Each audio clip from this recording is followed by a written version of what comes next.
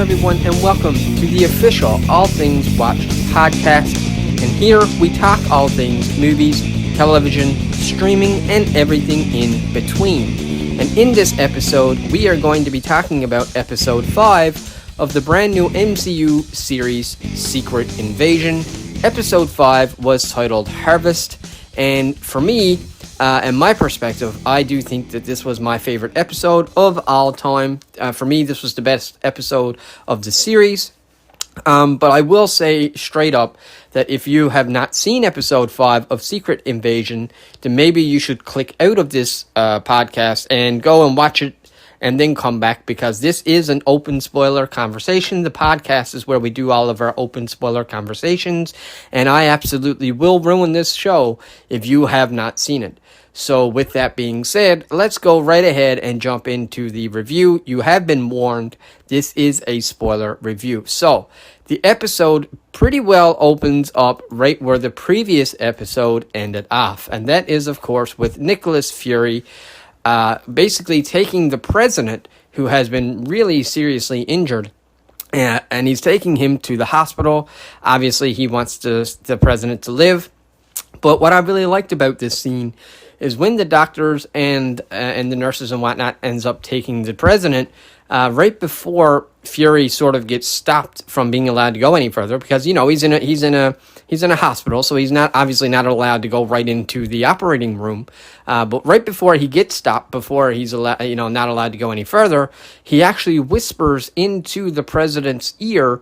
He tells him, "Do not trust Colonel James Rhodey."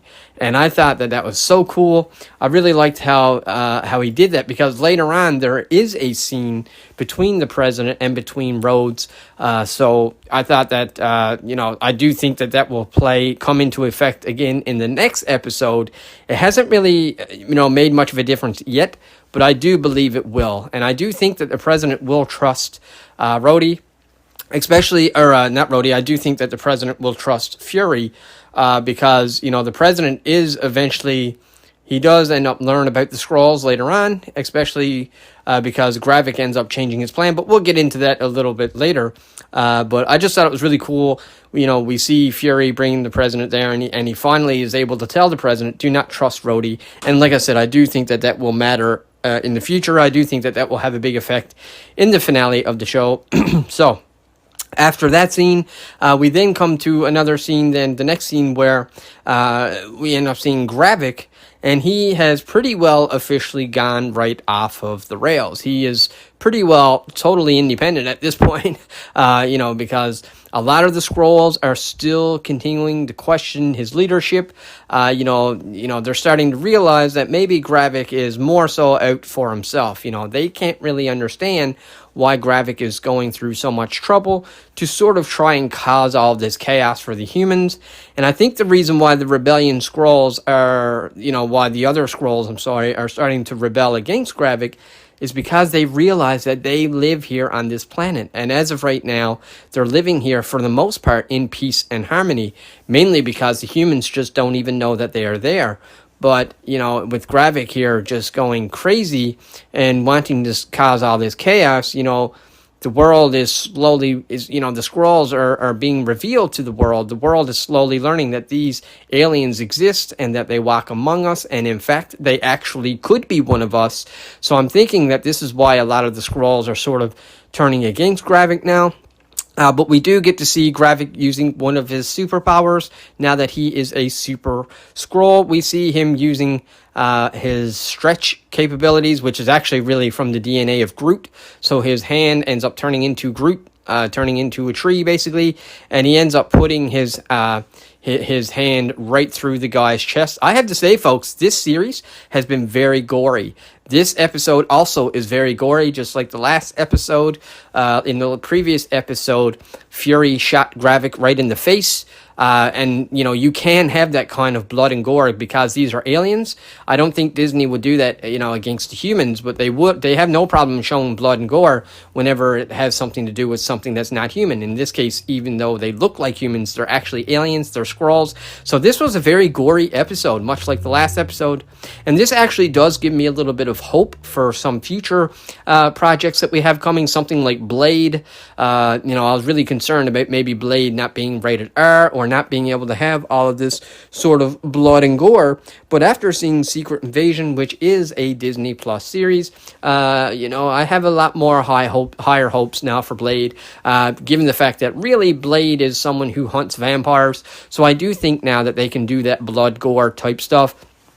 Because he's going to be fighting vampires. It's not that he's going around killing humans, he's just killing vampires. So maybe what they'll do is they'll just have the blood a different color.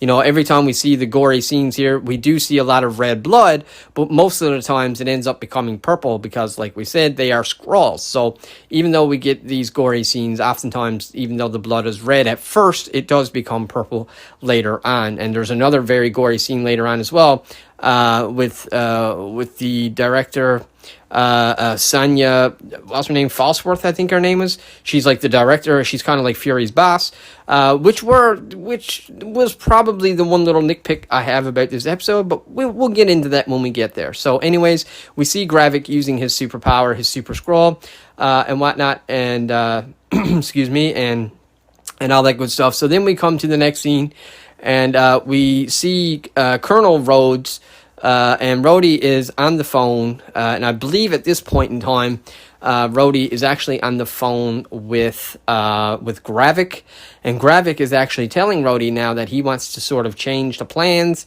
and that he wants Rhodey to actually tell the president about the Skrulls, and not only does he want him to tell the president about the Skrulls, but he even wants him to tell the president the location of the Skrulls and of the rebellion base so that they can actually have an attack, so that they would attack the Skrulls to kill them.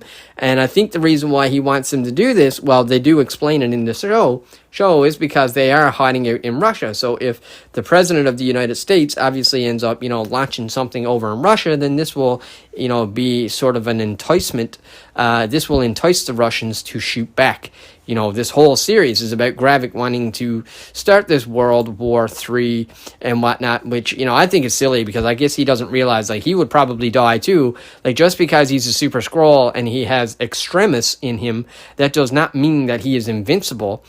Even people with extremis in Iron Man 3, they were still able to die. Sure, it took a little bit more and it was a little bit harder, but ultimately they were able to die. Now, one thing I did really like about this episode is that in this episode, we end up learning about the harvest. Actually, yeah, the name of this episode was Harvest. Sorry, I think I said this episode was called Family. Sorry, this episode was actually titled Harvest.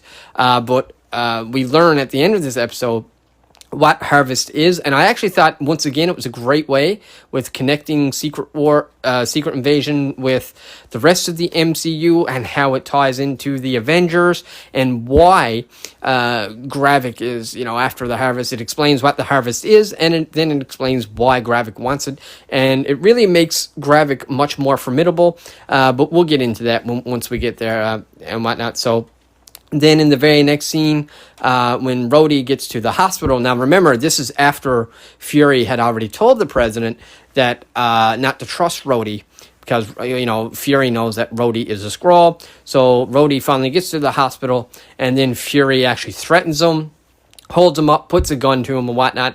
And I actually really love the dialogue that Fury had here.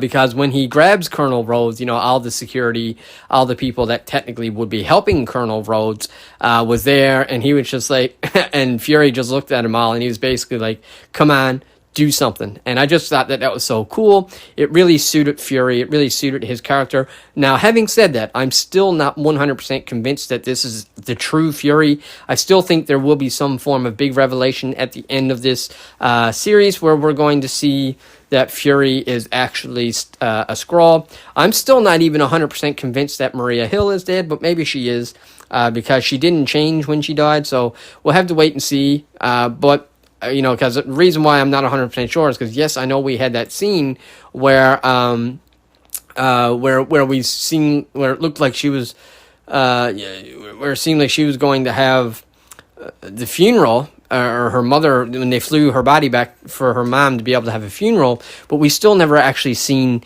the open casket. We still never technically actually seen Maria Hill get buried, and it would make sense that they would want everyone to believe that she's dead, given the fact that this is an invasion. They don't want the Skrulls to know that she's alive, but maybe she is dead. I don't know. We are in the multiverse now, so even if she is dead, it really doesn't matter. They can bring her back. I have no doubts in my mind that that Iron Man is going to come back. I have no doubts in my mind that Black Widow is going to come back, especially for Secret Wars. I just don't see how you can have a multiversal war and not have them back unless they decide to recast, which I think is a really strong possibility. I really do think that Secret Wars and the Kang Dynasty, I really do think that they are going to completely reset the MCU, and I would not be surprised if we start to get our old characters recast.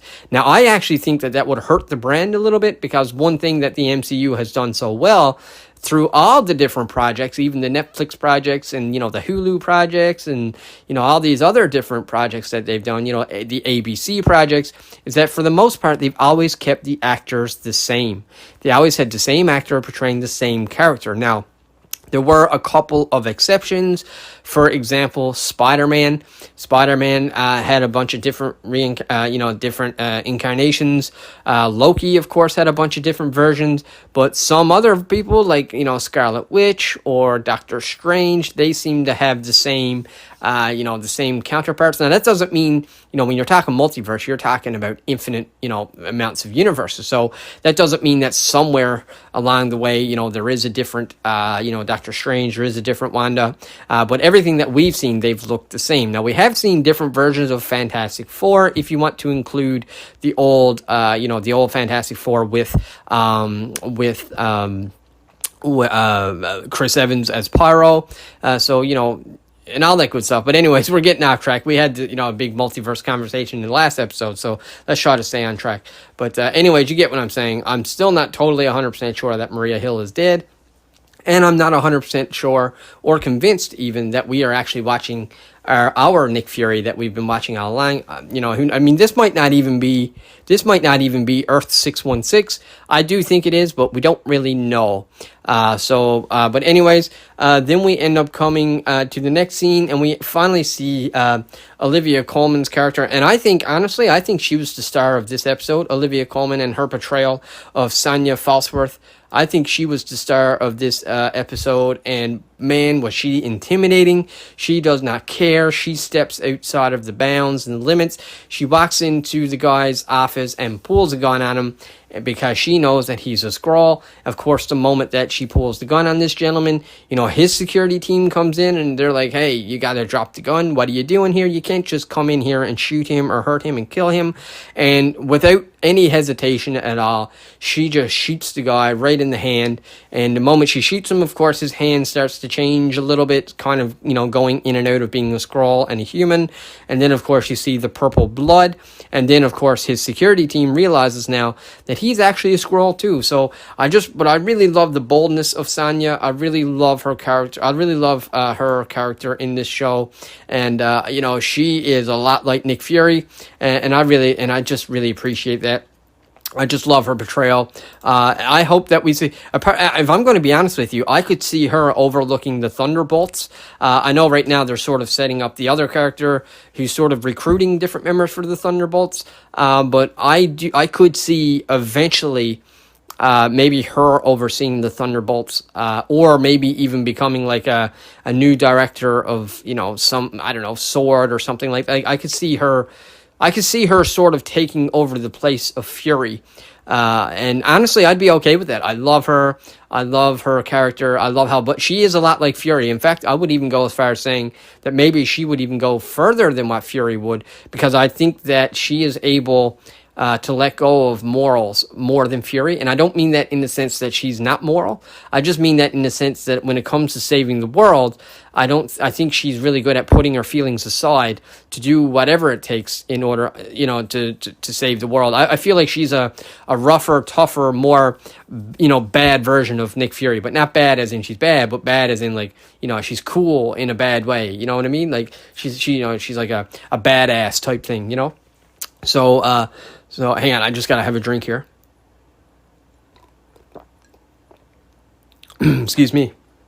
But so I really love her character, and I really love just how bold she is in this episode. Like I said, she was my favorite character in this episode. So we then move on to the next scene, and this is now when the Rebellion Skrulls, the ones that are actually living with Gravik, they now decide to actually rebel, and they decide that they have had enough of Gravik. Now, I'm not 100% sure if at this point...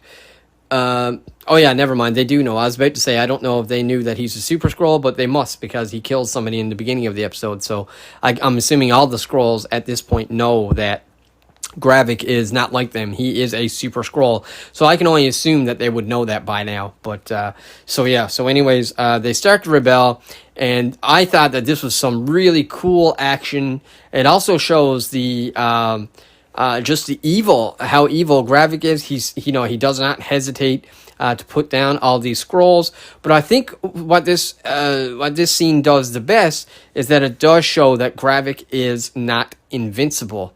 Although he's very tough, he's very strong. It sort of does, it sort of highlights both parts of Gravik. It shows that he is extremely powerful in the sense that he's able to take them all on because he's a Super Skrull. But at the same time, it also shows that he's not invincible, because even though all these Skrulls did lose to him, it forced him to use all of these powers, all of his Super Skrull powers, in order to defeat them. And in fact, it actually frustrates him to the point where he gets pretty angry. So, it really shows that he does have weaknesses. So even though, they lost, they did take him by surprise, and they were able to almost overcome them. Now, obviously they don't, and he does end up beating them and taking them on. But like I said, I think that if all the Skrulls rebelled at the same time, he would not stand a chance. And I think the reason why that scene is so important is because that's going to have a big factor in the finale in next week's episode, in episode 6 of Secret Invasion, because we know that it is inevitable, but eventually Gaia is going to have to fight Gravik, because Gaia too is a Super Skrull. So I think that this fight scene did a really good job at highlighting both parts of Gravik, both his strengths but also his weaknesses. As powerful as he is not always aware of his surroundings. And I think that is important, because Fury is going to have to do that, I think, and get inside of his head to some degree if he wants to beat him, combined then, of course, with Gaia. Now, part of me wonders if this could actually be the last hoorah for Fury. Part of me wonders, could they end up killing Fury in the finale?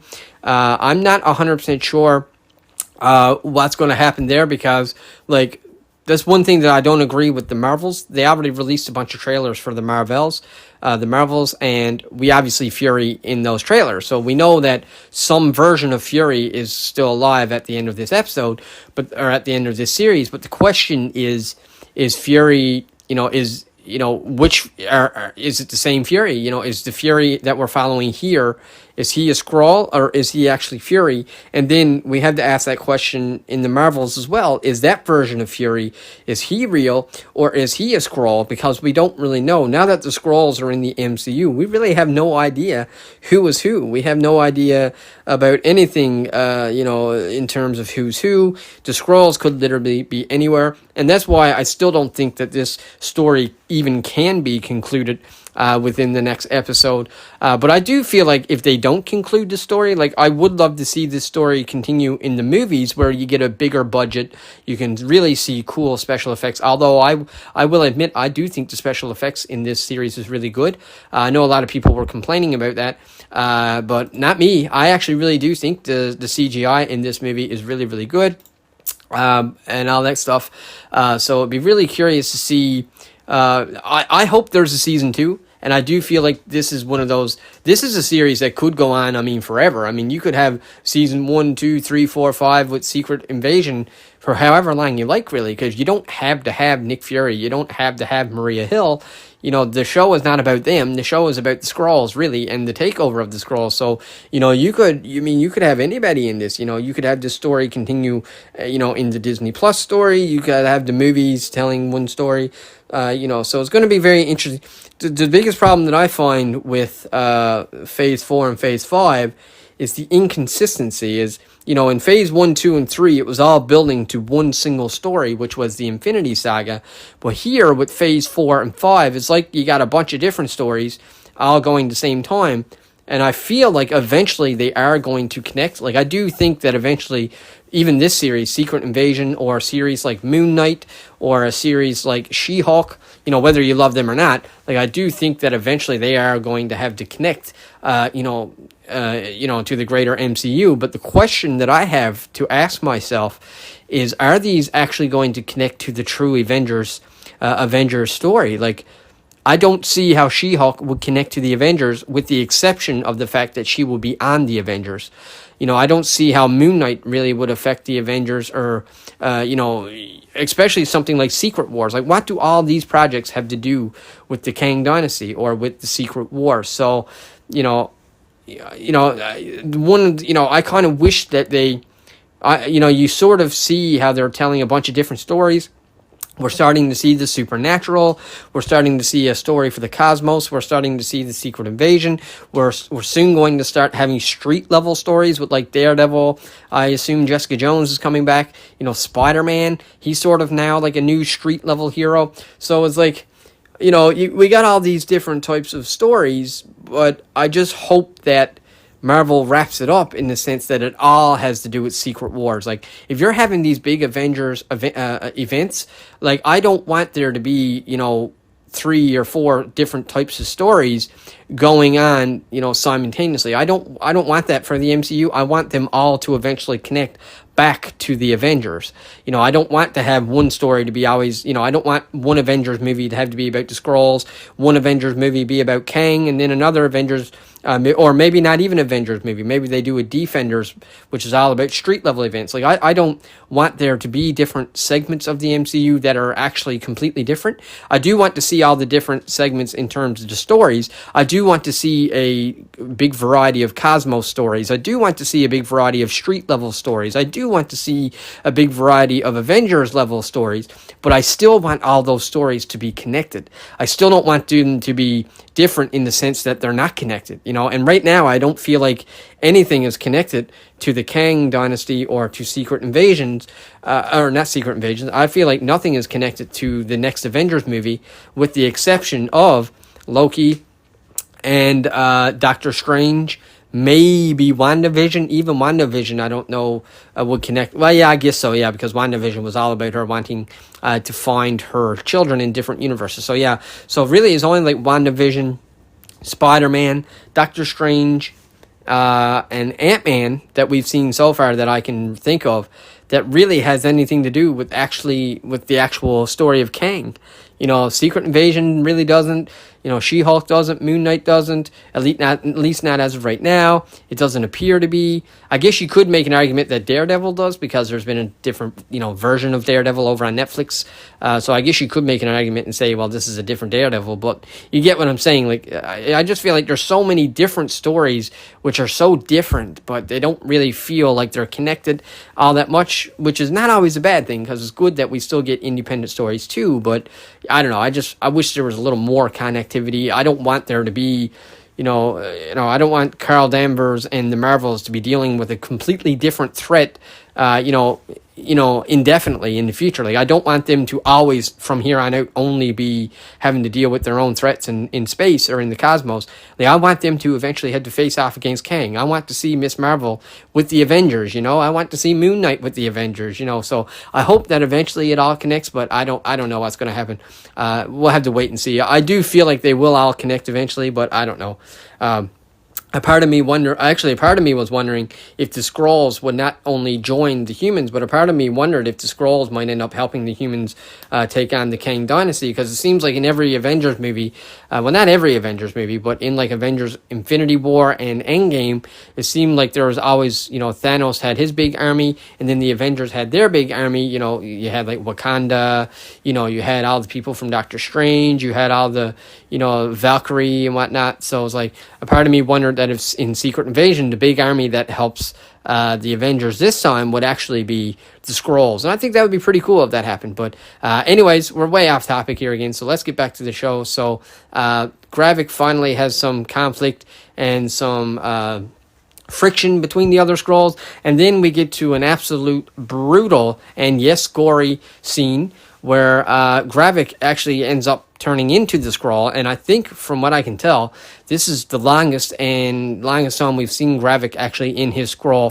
form, and it was absolutely horrific, because he actually takes the gentleman who rebelled against him and publicly kills him. He executes him publicly in front of the other Skrulls by literally slicing his throat, and that was a very gory scene. I have to admit, this was a very gory scene, a scene that I would not want children to see.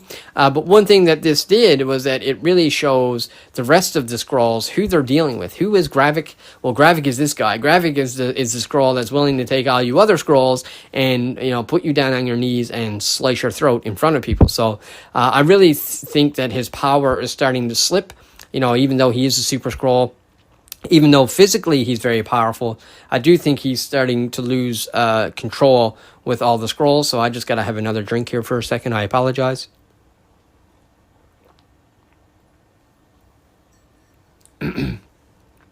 Excuse me. But so that was an absolutely devastating scene.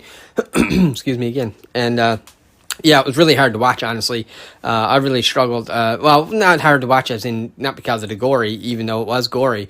But you get what I mean. It was just hard to have to see, these poor Skrulls witness their own leader, kill their own kind. So I just thought it was, that was just so sad. Well, then again, like I said, he's willing to kill them all anyways, because he literally told Rhodey, the coordinates, to tell the president of the United States the coordinates of where they're hiding out, because he's banking and hoping on the U.S. bombing them to start a war with Russia. So he clearly doesn't care about this rebellion group of Skrulls. He's willing to kill them all, and he's okay with that. So I have no, there are some things that are kind of predictable. I think, I don't think there's any doubt in anybody's mind. Obviously Gravik is not going to make it out of this series. I do think that they will, have to get rid of him. Whether or not he dies, I don't know, or maybe they just, forces him to leave Earth. I don't really know how he's going to leave. I can see him dying. But we'll have to wait and see, I guess. But I think it's pretty safe to say that we're probably going to see Gaia. I feel like Gaia will become the new leader of the Skrulls, and I think she would do very well with that. She is a Super Skrull, which means that she has the same powers and capabilities as Gravik, except she would use her powers for the good. She would use her powers to protect the Skrulls as opposed to, hurting them like what Gravik is doing. So I'm really excited to see the conclusion of this. I think that Gaia will do an absolutely amazing job at running the Skrulls, being the leader of the Skrulls, keeping everybody at peace, not only with the Skrulls, but also with the humans. And I think that this is a great new partnership that she could have with Fury. Fury just lost Talos, and Gaia is certainly going to be that replacement, and I really enjoy that. And not only that, if Fury for some reason doesn't make it out, and then it turns out that Olivia Colman's character, known as Sonya Falsworth, if Sonya ends up sort of replacing Fury, then you would have two female leads that are able to work together. So Sonya could help Gaia in a way, with that peace, you know what I mean? So that would be really cool to see that as well. I hope nothing happens to Fury, at least not in this one. I would love to see Fury, come back in the next Avengers show. Well, then again, like I said, we know nothing's going to happen to him because of the fact that, for whatever reason, Marvel played just such a silly move and released the Marvelous trailer showing us that Fury is still alive. So the question is, like we've already said, is it the same Fury? I don't know. We'll have to wait and see. But anyways, we then come to the next scene, speaking of Fury and speaking of Gaia, where Fury now actually meets up with Gaia, which was actually my favorite scene of this whole episode. Now, I thought there were some really great action scenes in this towards the end, but this was my favorite heartwarming scene probably of the whole series. And the way Fury talks about Talos in this scene, I thought was just so cool. It really, really shows the relationship that they had. It shows that Fury really, truly did love Talos. And also, it seems like he really cares for Talos' daughter, Gaia, as well. So I really liked how they gave us this scene. I thought it was very important. I think it's very important for Gaia, for Gaia as well. And it was so cool because Fury doesn't hold back. He sort of says it like it is. He tells Gaia, your father basically had to pick sides, and almost like he kind of puts her on the spot. And she's like, well, I picked the side too. She said, I picked the winning side or whatnot. And then Fury jumps right in right away and actually tacks up for Talos. And he's like, yeah, well, your father chose a life of struggle. And I just thought that was so appropriate, or something along that lines. And I just thought that was so appropriate because that is exactly what Talos' life really was. He was a life that he struggled with. He was constantly in pain.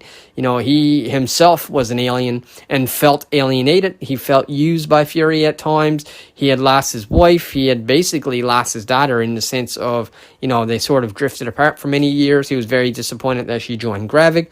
And then, Fury sort of steps in almost like that father-like figure and tells Gaia, listen, now's your chance. Now's your opportunity to step up and be like your father Talos and do what he did and make a choice to stand for what's right or continue with what's not right. And I just really, really liked that scene. Loved the dialogue. I also thought it was really cool here. Great call to Priscilla, which we know is Fury's wife, and we know that she's a Skrull. He actually calls her out in this scene, which I thought was so appropriate. He tells Gaia about Priscilla. He says, listen, take your father to Priscilla. She'll know what to do. And I absolutely love that because it shows that Fury did absolutely love Priscilla. So even though she was a Skrull, he still obviously has great feelings for her, and he's still willing, to give her the benefit of the doubt. I mean, he recommends Gaia to go see her. So I really, really, really liked that. I really liked how they treated Priscilla in this episode. And not only that, but Priscilla has an absolute phenomenal action scene with Gaia. I actually thought she was going to die, but fortunately, she never. But once we get there, they have a beautiful scene together, Priscilla and Gaia, when they do perform the funeral for Talos. But then also for the aftermath, they also get all the action scenes majority of the action in this episode involves Gaia and Priscilla. So then we go back then to Sonya Falsworth's character. Once again, I love her boldness. She just walks into these people's homes, and we learn here. We learn that these are actually the scientists, which are also a Skrull. Well, one of them I think is a Skrull, and I believe the other one is actually human. Which is the female, I think, but she doesn't know that he's a Skrull. But Sonya does, I believe, and I really just loved how bold she was. She just comes in, she basically takes over their home. She literally even burns their home. She tells them, that they have to burn their home, and and they do, burn the home. They literally set it on fire. And of course, that's when the Skrull ends up revealing that he is a Skrull, which Sonya knew anyways. But even the dialogue, even how her character is written, I really love the lines that she's throwing. She is, she's actually so smart. She's so funny too. I find her very funny. So not only is she brave and courageous and bold and, willing to really, overstep her boundaries and really do whatever it takes to, defeat these Skrulls, but she's also really funny. Her dialogue, if you really listen to what she says, she's really funny. And so she confronts this scientist, and she tells the scientist to sort of explain how it all works. So I thought that this was a pretty important scene because it kind of revealed how Gravik ended up getting the machine and who helped him build it, and we learned that it is basically the humans. But it also showed how Gravik had a Skrull put in place. That Skrull married her, or I get the impression that they're married anyways, and this is sort of how he manipulated her to build this machine and build the technology to allow Gravik to become this super Skrull. So I really like that. So then, of course, moving on, this is when Sanya and the two characters that she takes them outside of the house, and of course she tells them that she has to incinerate the house and burn everything to the ground because they can't risk that information getting out, and they don't want any of that type of technology being recreated, in which the Skrulls once again would have the ability to power up. And that's when we get the hilarious scene where the guy ends up turning on his wife or his girlfriend or his spouse or whatever she is to him, actually puts a gun to her head and is like, hey, if you basically telling, Sanya, if she doesn't back off, he's going to shoot. And Sanya just pulls out her gun and she's like, I believe you. And she literally just shoots him right in the head. She does not hesitate. She's not concerned about, his finger accidentally going off or his gun accidentally going off and killing the girl. She just opens fire, man, and it was brutal. Once again, a very graphic, brutal scene. But like I said, they end up having it so that the blood is purple, so the blood is not actually red. And so I felt like that was really appropriate. Once again, that's how they can make a Disney show so graphic. That's how they get away with allowing, this Disney Plus show to be so gory. It's always alien blood, and it's always pretty well only humans killing aliens. We haven't really seen, I don't think, any true humans be killed, with the exception of Maria Hill. At least so far. And like I said, I'm still not going to believe that she's actually dead until we actually see that she's dead.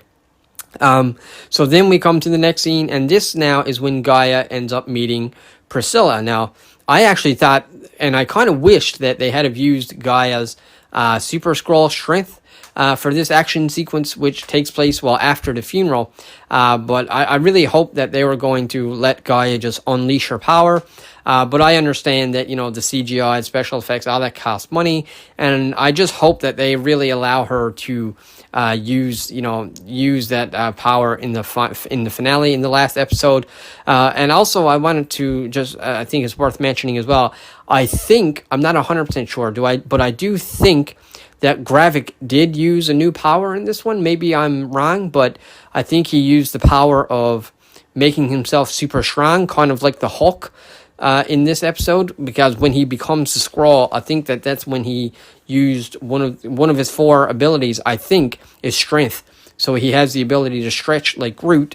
He has Extremis, which allows him to heal, but then he also has like the ability to become even stronger than a typical Skrull, which I think was a 3rd ability. And then the 4th ability was, I believe, some form of god, which has to do with like frost or ice or something. So we actually haven't seen anything.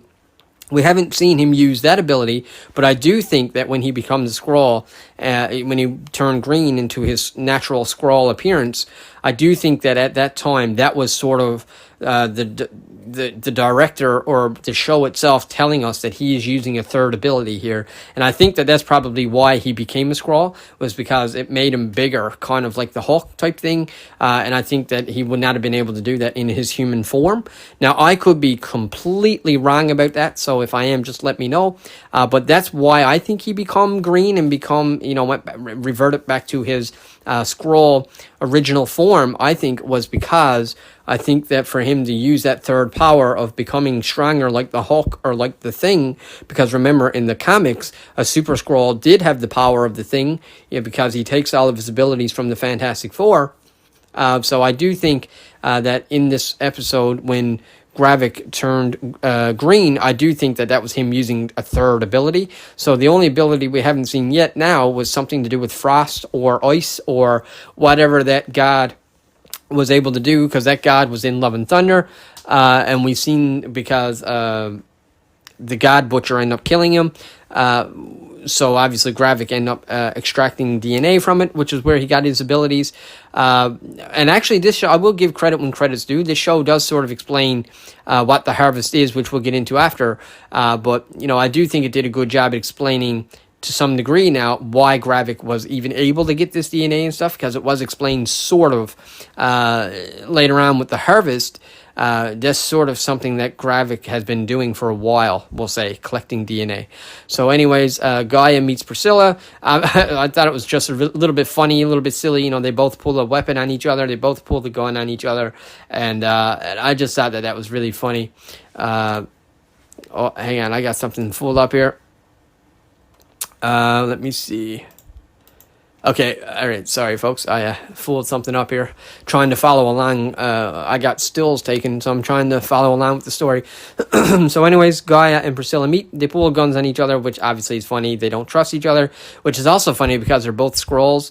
And whatnot. I don't even. Oh yeah, never mind. I was going to say I don't know if they revealed that to each other, but they did obviously because Gaia talks about Talos, and Gaia also tells Priscilla that she was sent by Fury because Priscilla thought that she was sent by Gravik, and she just assumed that Gaia was going to be the hitman type thing. She was going there to kill her, but of course it wasn't that. Gaia was there because Fury told Gaia to go there because he said that Priscilla would know the appropriate way of commencing the funeral for Talos, and I just thought that was really cool. So then, but right before we get to the funeral scene, they show basically a quick little clip here with Rhodey and the president. Of course, we see the president recovered, and then Rhodey is telling the president, hey, we have the location of the rebellion Skrulls, tells him that the Skrulls are real, but also that they have the location and that they should act on it and that they should target the rebellion base. And Rhodey basically tells the president that they should act fast, so to speak, and they need to really get on this this attack. But it's also important to remember that this episode actually started with Fury telling him not to trust Rhodey. So, we don't really go any further than that here in this episode, so we'll have to wait until the finale to see if that actually sunk in, to see did he actually hear Fury, is the president, actually just going along with Rhodey for the sake of, trying to keep himself safe so that Rhodey don't kill him. So we will have to wait and see that in the finale, but I don't think that, I do think that the president heard Fury, and I don't think that the president is going to trust. I don't think he's going to trust Rhodey. I think he will absolutely. I think he will believe Fury and not Rhodey, and I don't think he'll trust him, especially considering that he would have to bomb Russia, and I just don't see the president wanting to do that. Now, I did hear some rumors online that Thunderbolt Ross would eventually become the president in the Thunderbolts, so it's hard to know. I don't really know how that's going to happen or whatnot. We'll have to wait and see where the story goes. It certainly is a possibility, but I don't know. I kind of hope not. Like, I don't even really want to see Thunderbolt Ross as president, but who knows? Maybe that's how they'll put the Thunderbolts together. Maybe he'll give the okay. He'll give the order. I really don't know what's going to happen there, but anyways. We're not here to talk about the Thunderbolts, at least not yet. Then we go back to Gaia and Priscilla, and I thought that this scene was just absolutely beautiful. That whole funeral scene was just so amazing. They have Talos laid out, in this beautiful white cloth, and they put this sort of ring or something, like some form of, I don't even know, I think it was a ring, or maybe it was his wedding ring. I honestly, I can't remember now, but whatever it was, they laid something on him, and then Gaia tells Priscilla that she doesn't know the prayer. Apparently, these Skrulls have some form of special prayer, like a sort of like a ritual that they do whenever whenever their loved one sort of passes away and moves on to the next world. So I really like that. I really loved how they showed all of that. And I just thought that was very appropriate. And I just had a lot of fun with it. I really, really, and I thought it was really emotional. Out of all the people in the world of both humans and Skrulls, the only people that go to Talos' funeral is Gaia and Priscilla. So I just thought it was really, heavy, really emotional. But I am glad that, he was able to get, that sort of that closure, I guess, so to speak. But honestly, I'm devastated. I miss Talos already. I really love Talos. But, it was absolutely, predictable that something would happen eventually. Obviously, Marvel is not going to be able to keep Ben Mendelsohn forever. I mean, he's such a big name now. He's working on so much stuff and whatnot. But I have to say, he did a phenomenal job at playing Talos, and I absolutely liked him. I actually can't wait for the finale to come out just so that I can rewatch it. Like, I want to rewatch the entire series within a day. Maybe we'll watch it on the channel. I think that would be pretty cool to watch Secret Invasion. Like I said, I'm having a ton of fun with this series. I really do like it. I do think that this is some top Marvel content. I like it up there. It's one of my favorite Marvel Disney Plus series yet. Honestly, I like most of them anyways.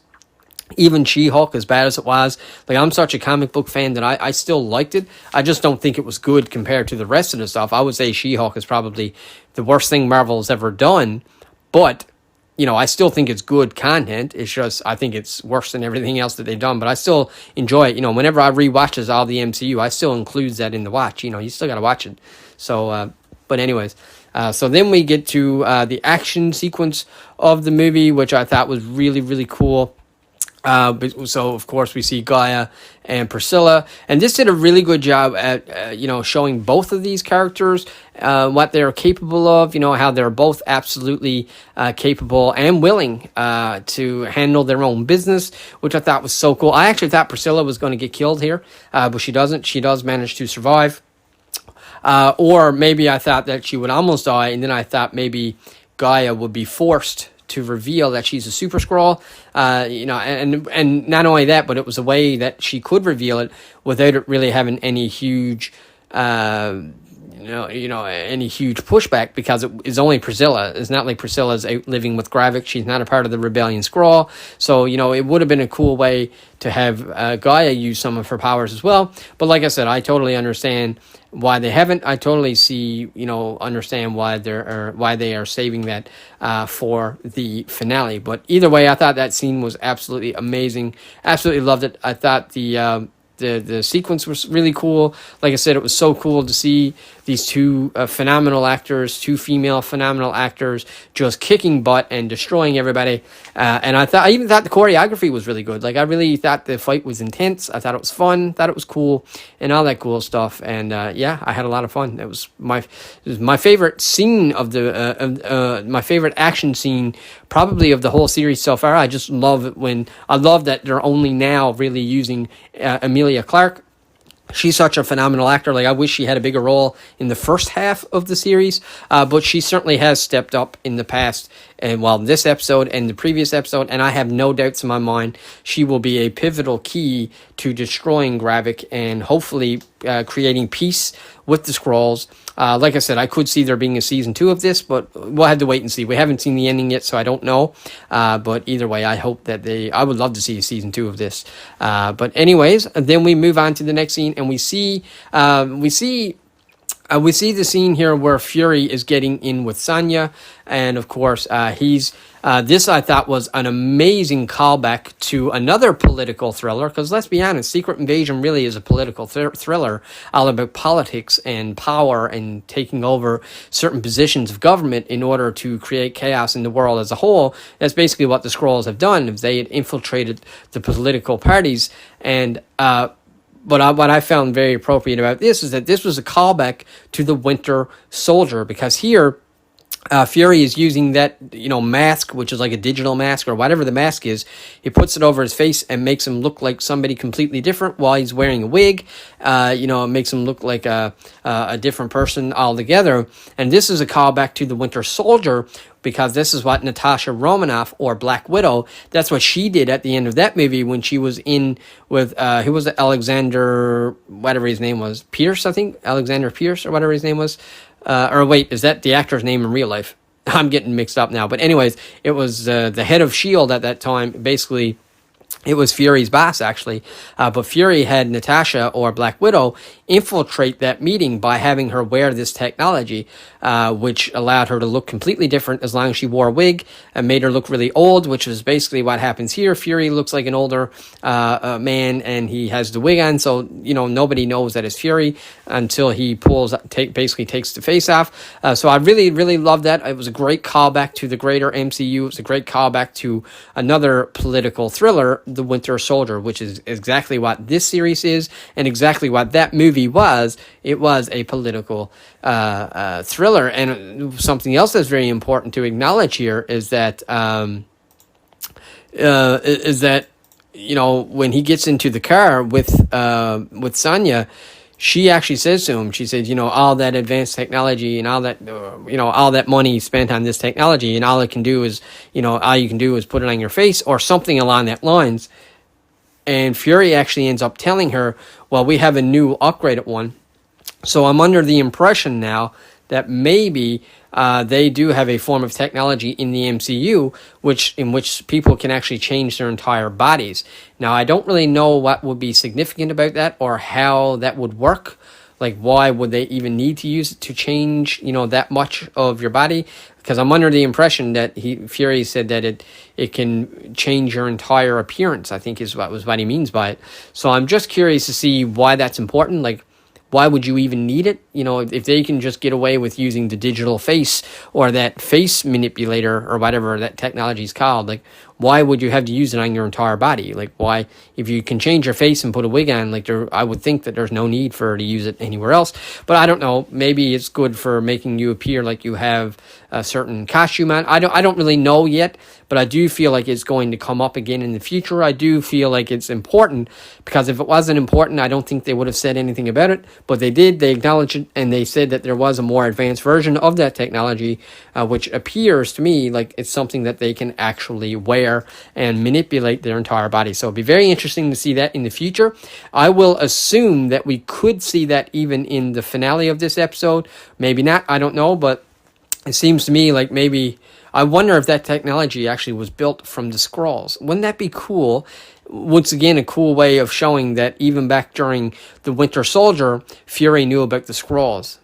That would be interesting. That would be cool. I highly doubt they're going to do that, but it would be so cool if that's how it turns out or something. I don't know.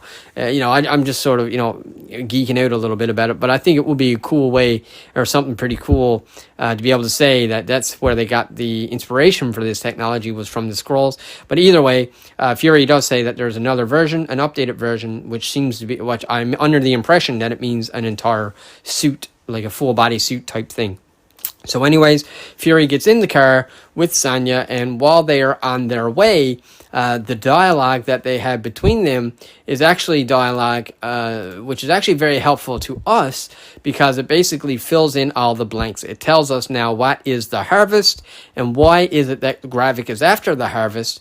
And we learn, and also, how does Gravik even know about the harvest, and how does he know about the Avengers and all this? Like, how did he sort of come up with this idea of becoming the Super Skrull? Well, it turns out that what a Fury says here in the vehicle is, he tells Sonya that it turns out that Gravik was actually a part of the cleanup crew who went in and cleaned up all the blood from the Avengers after they fought Thanos. So you're thinking, well, why would there be a cleanup crew? Why would they go in and hide all the blood of the Avengers? Well, Fury says why: to protect them, their identities, and also to protect their DNA, which is exactly what Gravik is after. Once again, another great callback to the greater MCU, a great callback to Infinity War and whatnot, and Endgame. So I just thought the writing was very clever. I thought that was a very clever piece of writing, which would explain why Gravik wants to harvest, because what the harvest is all the DNA of all the Avengers put into one.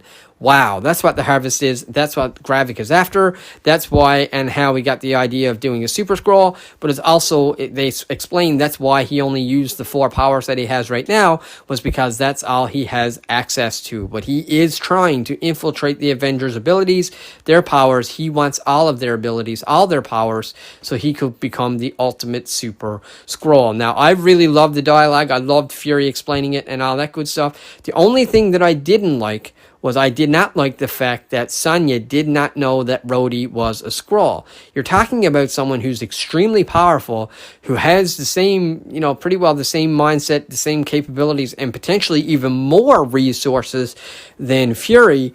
but she didn't know that Rhodey was a Skrull, but she knows about all these other Skrulls. So I found that a little bit hard to believe.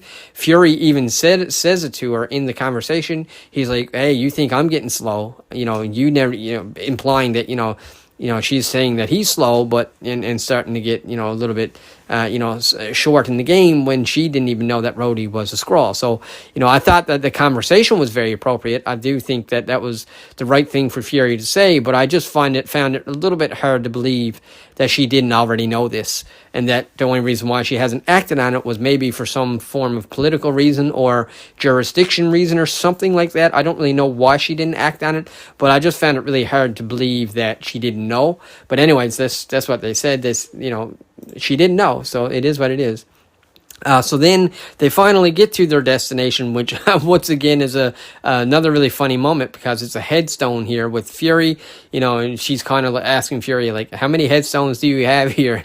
And Fury is just kind of like, well, I have headstones everywhere. Because, he's always pretending to be dead. So I just thought that was really funny that he tells her he has headstones all over the place. So I just thought the humor in this one was really good, and I really thought that was funny. But what we learn is that this headstone is actually a secret place where he secretly hid away the harvest, which is a little tiny vial with all the DNA of the Avengers. Now, the only thing, once again, this is one of those moments in the MCU where I was like, why?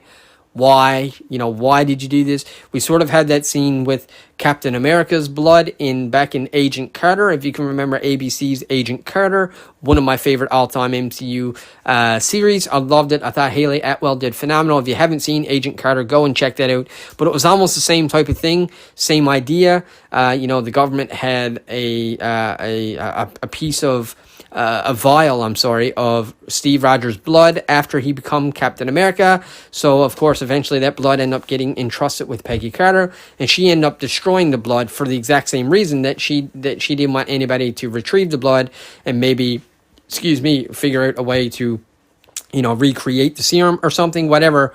Carter ends up getting rid of it, and I just felt like this was a lot, very similar. The only thing I didn't understand, but in the series, Agent Carter destroyed the blood, and here I just don't understand why Fury even held on to the DNA. Like, what's the significance of him having the DNA? Like, Fury was always someone who tried to protect the Avengers. He was someone who worked with the Avengers, and I just feel like this was a really sloppy thing. Like, not only that, but what use does Fury have for this? Like, why does he need to keep this vial?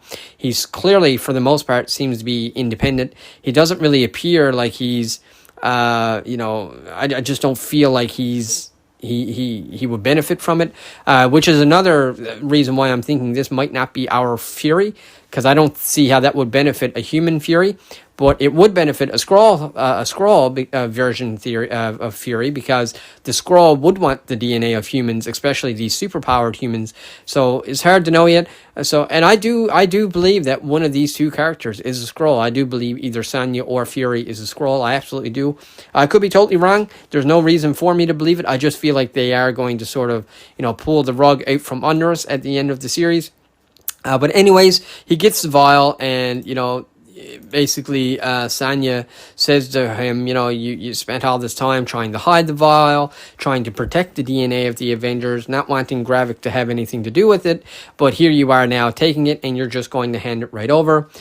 So, once again, really appropriate dialogue. I thought it was very accurate. I do think she would say that, and I do think that was an appropriate observation. I do agree with her there. He's sort of contradicting himself to some degree, but either way, still great. I really loved the scene all in all, and I had a lot of fun, seeing that scene. I love both of these characters, and I hope she plays a big role in the finale, and I hope she continues on as well. And then we get to the final scene of the episode, which was kind of like an Avengers moment scene when whatever your favorite hero is about to suit up, get ready to go to this big battle. Well, here they sort of had that sequence for Fury where he goes into this, grotto type thing or grave keeping thing, and he scans his eye, and one of these tombs opens up, and inside the tomb he has the two guns, he has his jacket or his coat, his seem like kind of like his leather black jacket or coat, the typical attire that he has used in the other Avengers movies, but then also he has his eye patch. And he puts on the eye patch, he puts on the coat, he takes the pistols and reloads them, and that's how the episode ends, with him walking out, now dressed in style, and ready for the big bad conflict coming in the next episode, in the finale, and whatnot. And that's literally how the episode ends. So let's go. Let's real quickly sort of give our opinions and recap of the episode as a whole. Maybe talk about some theories and maybe a couple small predictions and whatnot, and all that good stuff. And then we'll end the podcast. Well, folks, overall, I have to say, I absolutely loved this episode. I did, and honestly, overall, this was episode 5. There's only 6 episodes in total for season 1, or potentially the only season. We don't really know that there's going to be a season 2, but if there is only one season, then we've already made it 5 episodes into the series, and honestly, I gotta say, I've been loving the series as a whole. I have legitimately truly loved each episode, I think a little bit more than the last. Like I said, I was extremely concerned about Secret Invasion not being an Avengers level threat, but the way that they explain why the Avengers are not here, to me, it made sense. I did like this series. I honestly thought this was one of the better Disney Plus MCU series. I liked it more than She-Hulk, obviously. I did like it more than Moon Knight. Don't get me wrong, I thought Moon Knight had some phenomenal episodes, but I think the series as a whole, especially the ending of Moon Knight, I really did not like the ending of Moon Knight. Now obviously we haven't seen the ending to this one, Secret Invasion, yet either, but I have to say, out of these 5 episodes that we have gotten, I liked them all. I truly liked them all. There was no episode that I didn't like. It was a little bit of a slow start in the first 2 episodes, but I still felt that they were very important. I still felt that they were very compelling, and they still kept and held my interest. So honestly, I've been loving Secret Invasion, and I think that Marvel did a really good job at explaining why the Avengers weren't there, and I think they did a really good job at keeping this huge, what normally is a huge, massive threat. I think they did a really good job at keeping it grounded and keeping it anchored into this very small story in a way that made sense. So in terms of this episode, particularly Harvest, I did really enjoy it. I love the action in it. I loved that scene between Fury and Gaia when Fury is hacking up for Talos, and Gaia still loves her father, and not saying anything negative about him, but she is doubtful in this coming conflict that is going to happen, obviously, between Fury and Gravik, and there's no doubts in my mind that Gaia will have to intervene. I am curious to know how long the finale is going to be. Is it going to be an hour, or is it just going to be a half hour like the rest of the shows? I'm actually going to go on here now and have a look to see if it actually tells us. I don't think it tells us, do it? Let's see. I'll click episode 6 to see. Excuse me. No, I don't notice anything there with the runtime. I could be wrong, but well, I don't notice anything there anyways. But either way, I think it's going to be really good. Even whether the runtime is an hour or a half hour really doesn't make a difference, really, because we've already gotten so much time with these characters and with this story anyways. But I hope they do stick the landing, but given how well they've done the first 5, like I said, oftentimes Disney Plus can sort of go off the wagon a little bit, but every now and then, they do surprise you. I thought Miss Marvel was a phenomenal series. I thought Miss Marvel was absolutely pretty well as perfect as it could have been for that character, and like I said, I'm really excited to see the finale, and as of right now, as long as they stay consistent like they have been, Secret Invasion will be one of my top Disney Plus series. I think probably either Loki or WandaVision is my favorite. I always sort of juggle between the two. I love WandaVision, but then I also love Loki. I thought those series were done really well. And then right after that, I would say number 2 then is probably Miss Marvel. Number 3, I guess, because I would think... I don't know. It's hard for me to know if I liked WandaVision more or less than Loki. I kind of like them the same, but I do think that I liked the character development more, I think, for WandaVision, I think, because it really was the stepping point for Wanda becoming a villain more so. But I don't know, maybe not. Maybe I do like Loki the most. I'm not sure. Either way, I love them both. So whichever order they would be, number 1 and 2, I definitely think that Miss Marvel then will be number 3, and then I think this one will be right up there. And I would say Secret Invasion was definitely number 4.